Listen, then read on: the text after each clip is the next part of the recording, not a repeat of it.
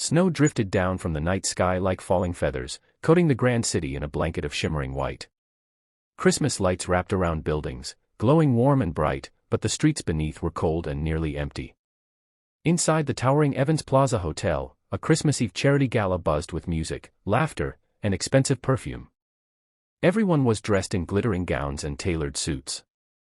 Yet Michael Evans, the billionaire's only son, stood apart from the crowd, staring out the glass doors toward the snowy street. His father's friends mingled behind him, boasting loudly about holiday deals and luxury vacations. But Michael barely heard them. His eyes were on the world outside, on the life his father often ignored. Then, in the swirl of snow, he saw her. A young mother stood by the sidewalk, hugging her thin coat tightly around her shivering body. In her arms she held a little boy, maybe 3 years old, wrapped in a faded blanket. She tried to shield him from the wind, rubbing his tiny hands with her own trembling fingers.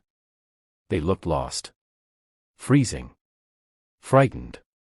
And completely alone on Christmas Eve. Something inside Michael clenched. He didn't know why, but he couldn't look away. The ballroom's warmth suddenly felt suffocating. He stepped outside.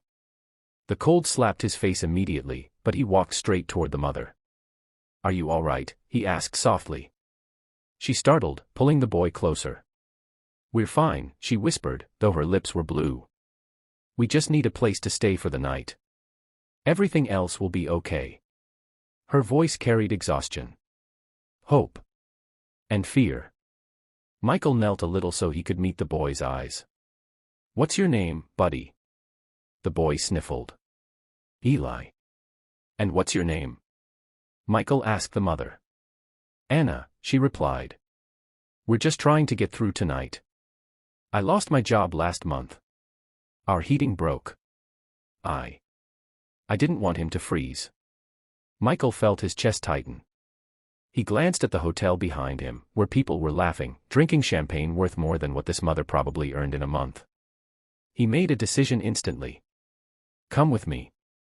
Anna shook her head. "No, no. I don't want charity." Michael smiled gently. "It's not charity. It's Christmas." He extended his hand. After a long, hesitant moment, Anna took it. Inside the hotel, the warmth engulfed them, but the reaction was immediate. Heads turned. Conversations paused. People frowned at their worn-out clothes. One woman whispered loudly, "Why is he bringing them in here?" Another murmured, "This is a gala, not a shelter." Michael ignored them. He took off his coat and wrapped it around Anna's shoulders. Then he lifted little Eli into his arms and carried him toward the dining hall. His father, billionaire William Evans, stared in shock. "Michael," he hissed. "What is the meaning of this?"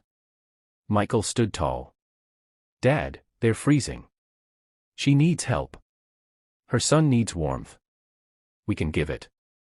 "This is a formal event," his father said, lowering his voice. "You can't just bring strangers." "Strangers?"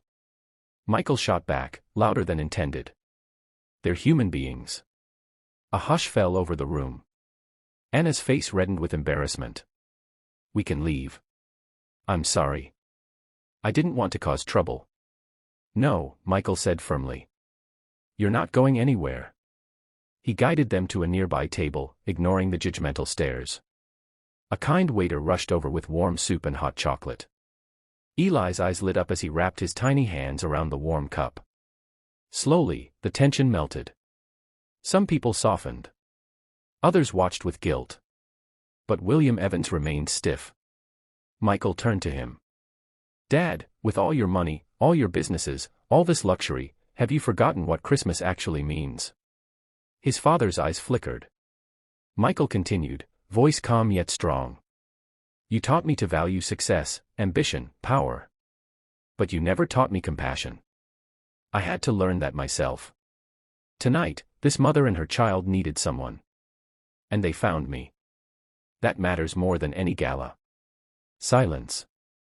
For a moment, Michael wondered if he had pushed too far. Then something unexpected happened. William Evans stepped forward, eyes softening as he looked at Anna. "Ma'am. I'm sorry for my reaction. Please, stay." You and your son are welcome here. Anna's eyes filled with tears. Thank you, truly. William kneeled beside Eli with surprising gentleness.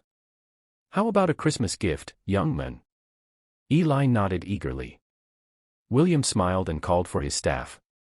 He arranged a room for Anna and Eli in the hotel, warm winter clothes, fresh meals, and even medical care for the boys' lingering cold. But the night wasn't done.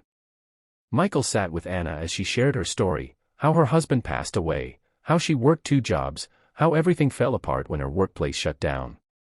She had fought, prayed, and hoped, but life had been merciless. You didn't fail, Michael said softly. You survived. That takes strength. Tears slipped down her cheeks. When the gala ended, William Evans made an announcement no one expected. From this day forward, he declared, the Evans Foundation will open a permanent shelter for single mothers and their children. And tonight's charity funds will go directly to those who need it most. The ballroom erupted in applause. Many cried. Some were ashamed they hadn't acted first. Anna covered her mouth in disbelief. Why would you do that? She whispered. William glanced at his son. Because someone reminded me what Christmas means. Eli crawled into Michael's lap and hugged him tight. Thank you for saving us. Michael hugged him back. Merry Christmas, buddy. That night, as Anna and her son settled into a warm hotel room for the first time in months, Michael stood by the window watching the snowfall. He felt something shift within him, not guilt, but purpose. He had seen suffering, and he had acted. And because of that, lives were changed. Christmas Eve wasn't just about gifts, or wealth, or grand parties. It was about one simple, powerful choice. To care. And that choice turned a cold night into a miracle, one that shocked everyone, especially the billionaire who finally remembered the true meaning of Christmas.